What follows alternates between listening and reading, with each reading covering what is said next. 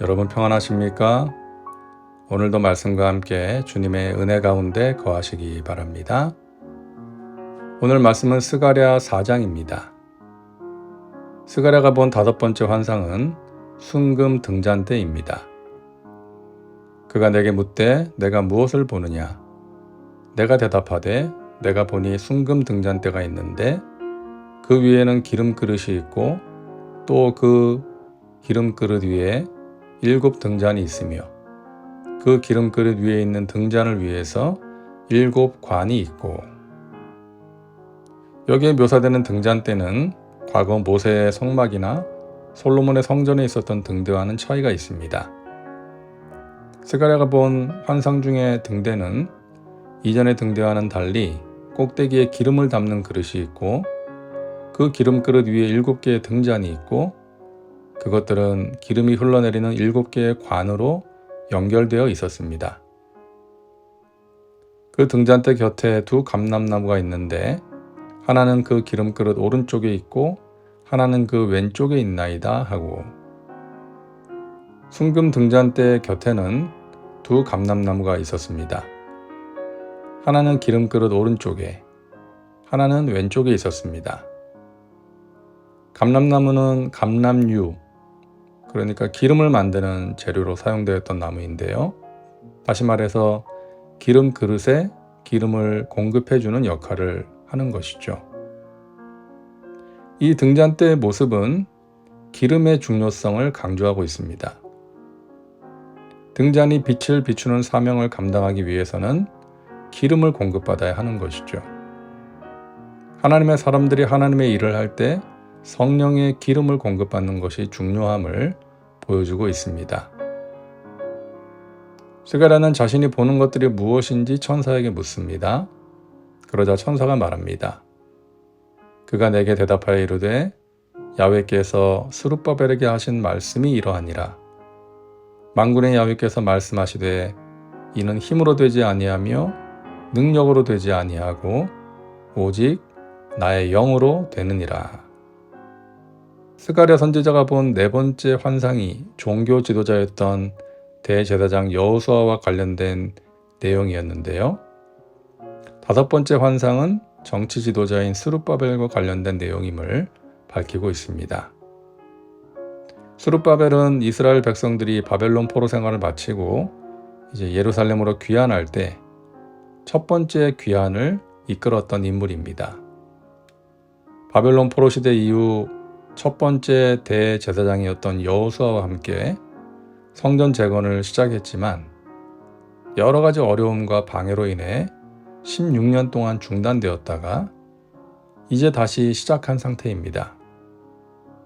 그런 상황에서 하나님께서는 오직 하나님의 은혜로 성전 재건이 이루어질 것임을 말씀하십니다.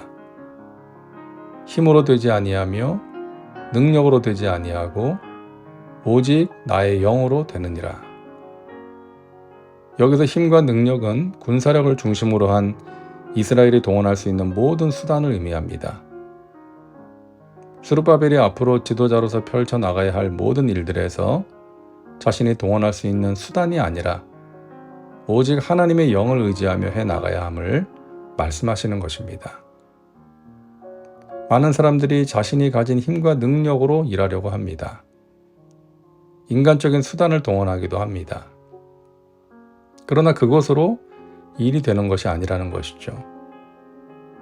특히 하나님의 일은 힘과 능력으로 되는 것이 아니라 하나님의 영으로 되는 것입니다.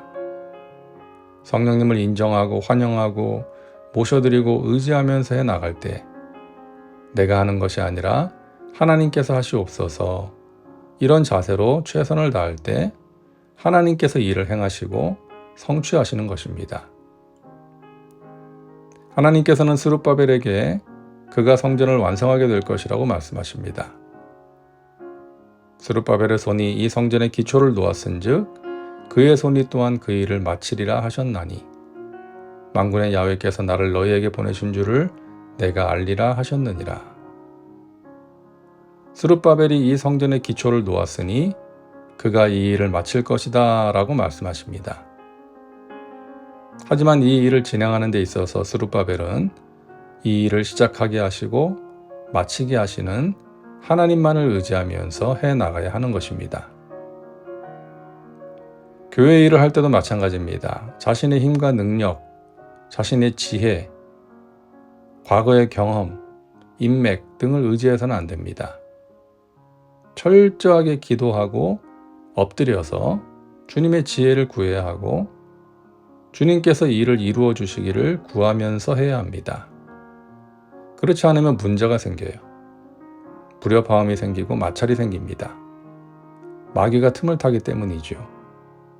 그러므로 늘 하나님 앞에 엎드려 기도하며 성령의 도우심과 능력을 구하며 주의 일을 감당할 때에 주님께서 은혜를 베푸시고 사람들의 마음을 움직여 한마음이 되게 하시고 그렇게 일을 이루어 주시는 것입니다.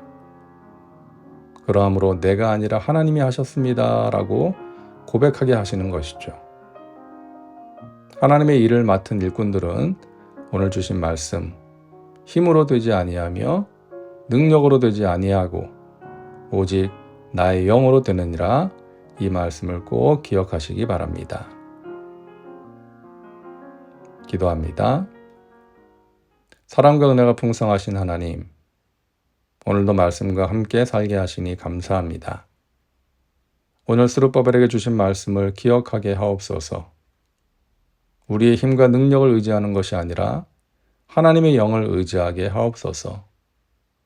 그러함으로 하나님이 하시는 일을 보게 하옵소서.